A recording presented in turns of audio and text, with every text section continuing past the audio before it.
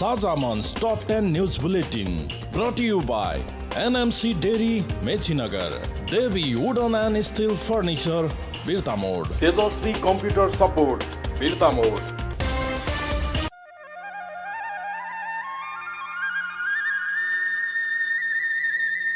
किसानबाट संकलित शुद्ध दूध,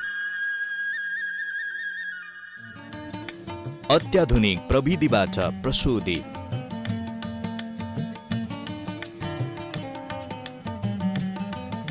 मिसावट रहित एनएमसी डेयरी प्रोडक्ट, आधिकारिक वितरण केन्द्र मार्फत, शुद्धताको प्रतीक एनएमसी डेयरी प्रोडक्ट। सेवन गरौं, स्वस्थ रहौं। काठको फर्निचर, स्टिलको furniture, sofa, designing sofa, modular kitchen, नेपालकै नम्बर 1 क्लासिक ब्रान्डको म्याट्रेस विभिन्न साइज र डिजाइनमा, साथै अर्डर बमोजिम तयार पनि गरिन्छ। नेपालकै उत्कृष्ट डल्फिन ब्रान्डको प्लास्टिकका कुर्सी, आरएफएल प्लास्टिकका सामानहरू, बेङ्गाल प्लास्टिकका सामान, फर्निसिङ, पर्दा अर्डर बमोजिम तयार गर्ने, घर, office, salon, beauty parlour, hospital तथा होटल सजावटका स्वदेशी तथा विदेशी फर्निचरहरू अर्डर बमोजिम तयार गर्नुका साथै होम डेलिभरी पनि गरिन्छ। Devi steel and wooden furniture, Annapurna Chowk, Bhadrapur road, Birtamod. Phone number 023 540 164। Proprietor Harka Subba. Mobile number 98526 73 771, 98 427 57 138। पल पलको खबर, हर पल विश्वभर। नमस्कार, साझामञ्च.com को दैनिक प्रस्तुति साझामञ्च टप 10 न्यूज बुलेटिनमा यहाँलाई हार्दिक स्वागत छ। म सन्जु शिवाकोटी। सुरु गरौं टप 10 न्यूजहरूबाट। नेपाली कांग्रेस कोभिड-19 अनुगमन समितिले अहिलेसम्म पनि सरकार दिशाबिन र योजनाबिन रहेको निष्कर्ष निकालेको छ। साथै समितिले कोरोना संक्रमणलाई नियन्त्रण गरी नागरिक जीवन सहज पार्ने ठोस अल्पकालीन र दीर्घकालीन योजना सार्वजनिक गर्न आग्रह गरेको छ। समितिले आज प्रेस विज्ञप्ति जारी गर्दै कोरोना संक्रमण फैलिँदै गएको वर्तमान अवस्थालाई ध्यानमा राखेर हरेक अस्पतालमा कोरोना संक्रमित बिरामी राख्ने कुरा व्यावहारिक नभएको कारण तत्काल आवश्यक संख्यामा निजी अस्पतालहरूलाई कोरोना अस्पताल घोषणा गर्न माग गरेको छ। त्यस्तै अस्पतालहरूमा आवश्यक अक्सिजनको पूर्ण सुनिश्चितता र भेन्टिलेटरको तत्काल व्यवस्था गर्न स्वास्थ्य कर्मीहरूको बीमाको व्यवस्था तत्काल कार्यान्वयन गर्नुका साथै कोरोना जोखिम भत्ताको व्यवस्था गर्न पनि माग गरेको हो। प्रहरीमा लगातार कोरोना संक्रमितको संख्या बढ्दै गएको छ। हालसम्म प्रहरीमा 2 डीआईजी सहित कोरोना संक्रमितको संख्या 1260 पुगेको छ, जसमध्ये 745 जना सक्रिय संक्रमित छन्। 515 जना उपचारपछि डिस्चार्ज भएका छन्। प्रहरी प्रधान कार्यालयमा कार्यरत 126 र काठमाडौँ उपत्यकाका 142 जना सक्रिय संक्रमित छन्। प्रहरी प्रवक्ता एसएसपी कुबेर कढायतका अनुसार प्रदेश 1 मा 186, प्रदेश 2 मा 138, बागमती प्रदेशमा 46, गण्डकीमा 30, प्रदेश 5 मा 92, कर्णाली प्रदेशमा 17 र सुदूरपश्चिम प्रदेशमा 14 जना संक्रमित सक्रिय छन्। राष्ट्रिय वाणिज्य बैंकको आज बस्ने भनिएको सञ्चालक समितिको बैठक स्थगित भएको छ। आज सञ्चालक समितिको बैठकले उपेन्द्र कोइरालालाई अध्यक्ष बनाउने एजेन्डा रहेको थियो, तर उपप्रधानमन्त्री एवं रक्षा मन्त्रीका सम्धि समेत रहेका कोइरालालाई नियुक्त गर्ने तयारीको व्यापक विरोध भएपछि सञ्चालक समितिको बैठक नै स्थगित भएको सञ्चालक समितिका सदस्यले जानकारी दिएका छन्। मध्यपश्चिम विश्वविद्यालयका निवर्तमान उपकुलपति समेत रहेका कोइरालामाथि आयल निगमको कार्यकारी अध्यक्ष, खाद्य संस्थानका महाप्रबन्धक लगायतका पदमा रहँदा अनियमितता गरेको आरोप लागेको थियो। कोइरालालाई पहुँचकै भरमा फेरि वाणिज्य बैंकको सञ्चालक समितिको अध्यक्ष बनाउन लागेको भन्दै सोमबारदेखि चर्को विरोध भइरहेको छ। शिक्षा सेवा आयोगको अध्यक्ष र सदस्य पदमा नियुक्तिका लागि सिफारिस गर्न सर्च कमिटी गठन गरिएको छ। मन्त्री परिषद बैठकले लोकसेवा आयोगका अध्यक्ष उमेश प्रसाद मैनालीको नेतृत्वमा सर्च कमिटी गठन गरेको हो। शिक्षा ऐनमा भएको 7औं संशोधनमा आयोगमा 1 अध्यक्ष र 2 जना सदस्य 1 महिला गरी 3 सदस्य आयोग गठन हुने प्रावधान छ। तर हाल 2 सदस्य पद रिक्त छन्। आयोगका अध्यक्ष ताना गौतम छन्। गौतमको पनि कार्यकाल सकिँदैछ।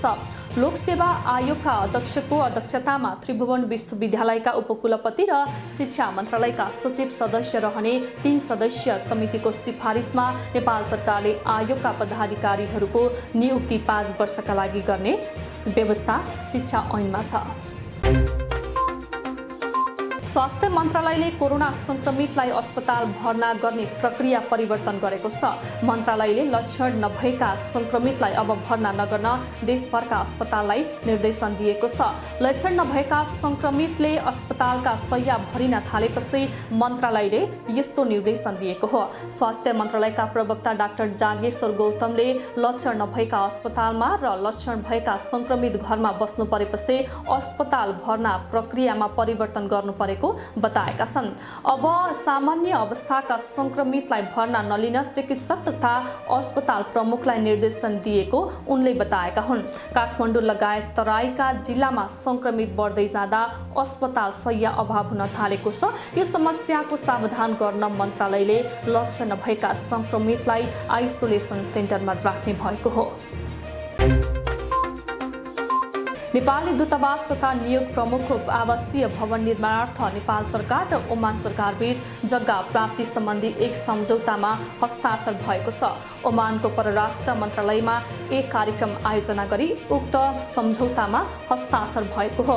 नेपाली दूतावास भएको देशहरूमा आफ्नै भवन बनाउने नेपाल सरकारको नीति बमोजिम मस्कटमा दूतावासको आफ्नै भवन बनाउनका लागि जग्गा प्राप्तिको पहिलो काम सम्पन्न भएको त्यहाँ स्थित दूतावासले जनाएको छ।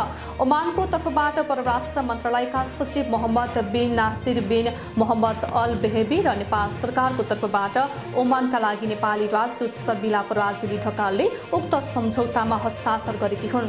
उक्त भवनबाट नेपाली उत्पादनहरूको प्रदर्शनलाई स्थायी तथा बृहत बनाई व्यापार तथा पर्यटन प्रवर्धनमा समेत थप योगदान पुर्याउने दूतावासको योजना रहेको छ।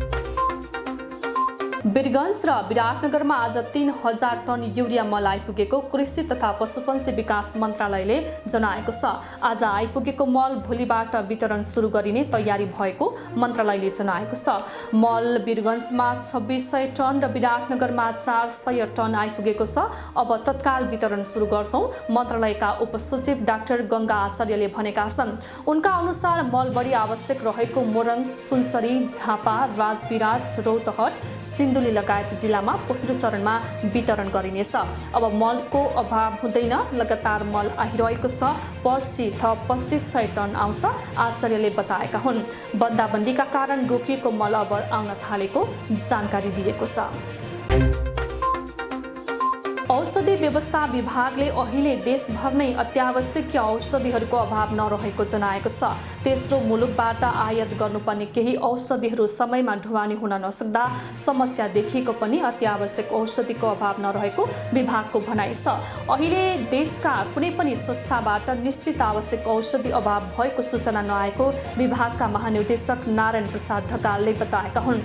नेपालमा नबन्ने बाहिरबाट ल्याउनु पर्ने औषधिहरू आउने क्रममा केही ढिला हुँदा समस्या देखिए पनि अभावको अवस्था नभएको उनको भनाइ छ। त्यस्तै चिकित्सकहरूको सल्लाह बिना अनावश्यक रूपमा औषधि सेवन गर्नेहरूको संख्या बढेको प्रति उनले चिन्ता व्यक्त गरेका छन्। औषधि सेवनले सधैँ स्वास्थ्यलाई फाइदा नपुग्ने उल्लेख गर्दै अनावश्यक रूपमा औषधि सेवन नगर्न आग्रह गरेका छन्।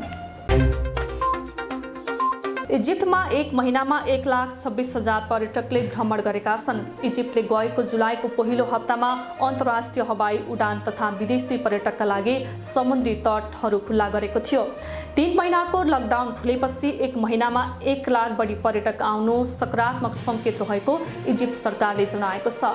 स्वास्थ्य र अर्थव्यवस्थाको आवश्यकता हेरेर सन्तुलन कायम गर्दै अघि बढेको इजिप्टका पर्यटन मन्त्रीले बताएका हुन्।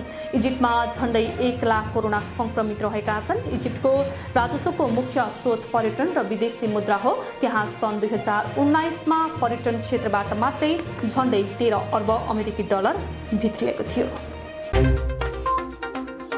नेपालमा पछिल्लो 24 घण्टामा 885 जनामा कोरोना भाइरस संक्रमण पुष्टि भएको छ। यो सँगै देशभर संक्रमितको कुल संख्या 34,418 पुगेको स्वास्थ्य मन्त्रालयका प्रवक्ता डाक्टर जागेश्वर गौतमले जानकारी दिएका छन्। उनका अनुसार पछिल्लो 24 घण्टामा 385 जना निको भएका छन् भने हालसम्म निको हुनेको कुल संख्या 19,504 पुगेको छ। त्यस्तै हाल देशभर 14,739 जना सक्रिय संक्रमित रहेका छन् भने त्यसमा होम आइसोलेसनमा 6,028 जना र संस्थागत आइसोलेसनमा 8,718 जना रहेका छन्। पछिल्लो 24 घण्टामा 13,293 जनाको PCR परीक्षण भएको छ।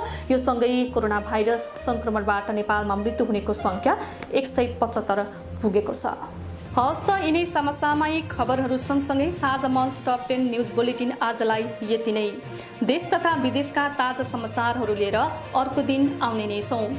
सत्य तथ्य एवं ताजा समाचारका लागि साझामञ्च.com digital news portal www.sazamanch.com login गर्न नभुल्नुहोला। हाम्रा प्रस्तुतिहरू युट्युबमा पनि हेर्न पाइनेछ। साझामञ्च.com को अफिसियल युट्युब च्यानल साझा मञ्चलाई सब्स्क्राइब गर्न नभुल्नुहोला।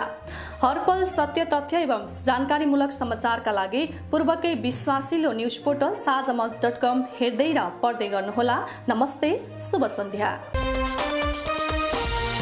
साझा मञ्च top 10 news bulletin brought you by NMC dairy Mechinagar, Devi wooden and still furniture Birtamod, Tejashwi computer support Birtamod,